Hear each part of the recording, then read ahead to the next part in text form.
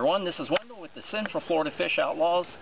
In today's video I want to talk about two basic rigs to use for bass fishing when you're using soft plastics. One of course is the Texas rig, the other one is the Carolina rig. Texas rig is a bit more the simple rig, and for the purpose of this demonstration I've got a 30-pound test monofilament line. It's a fluorescent green, so that hopefully you can see this well. And you're just going to take a basic bullet weight that you use with most soft plastics. Thread the line, the larger end, towards the tag end. What you can also do is use a bead. And the reason for this, I'll show you in just a moment, is so that the knot at the tip of your hook doesn't get caught in your bullet weight. It kind of distorts the worm, doesn't make it swim right in the water. So we're going to use a worm hook, one that has a little bend at the towards the eyelet. We're going to tie that on. Get the line through there. And again, for the purpose of this demonstration, there's many type of knots you can use, but we're going to use a simple clinch knot. Just a couple turns there.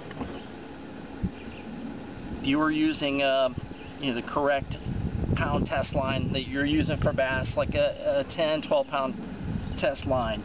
You'd want to wrap it probably a good 7 or 8 times on your clinch knot. Pull that tight. Now, we got our plastic worm here,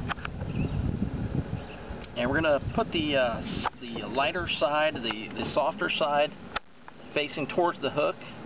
That's the underbelly, so to speak. And we're just going to stick that tip of the hook there in about a quarter of an inch, and then bring it out the bottom, and then pull that worm down around the bend. And then we're going to take our thumb, go as far down south as you can on the hook, and measure with your finger where that hook should go into the worm so that it's completely straight up and down when you hook it through. So then you're going to bend it up, again put it through the underbelly,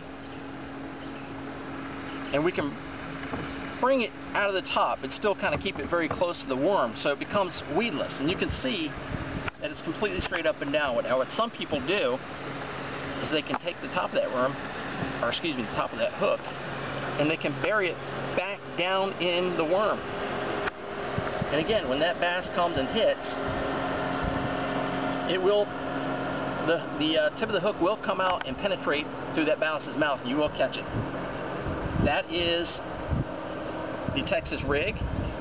You can also add a split shot. They've got special weights you can put at the end of that so that the bullet weight isn't moving freely.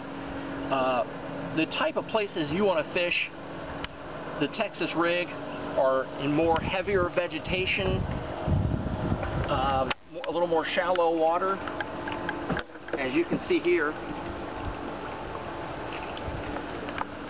and you have a little bit more control of where the worm goes. Alright, now I want to talk to you about the Carolina rig. It's a little more complex than the Texas rig. Again, we're going to use 30-pound fluorescent green monofilament line for the sake of this demonstration so you can see well. This time, again, we're going to start by putting on our bullet weight, and again our bead.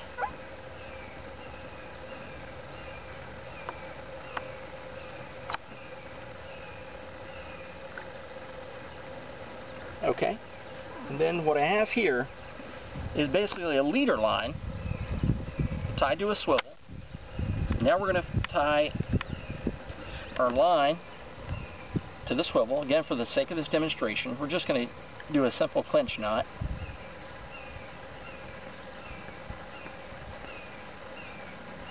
Cut off our excess line. As you see here, we've got the bullet weight and the bead on one side of the swivel, and then we've got our leader line. Now we're going to take the end of our leader line and we're going to tie on that same worm, rig weedless, at the end of that.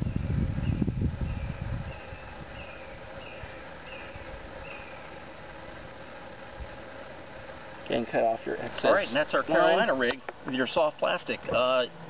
You want to use your Carolina rig typically in deeper water where there's less structure, less vegetation on the bottom. This kind of just drags across the bottom for bass that are lying low.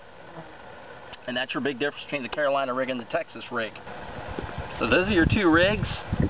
If you have any questions or comments, please go to www.fishoutlaws.com. You'll also find more information on fishing from freshwater to saltwater. We also have a Facebook page.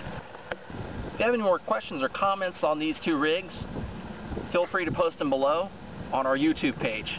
Thanks for watching. Join the posse.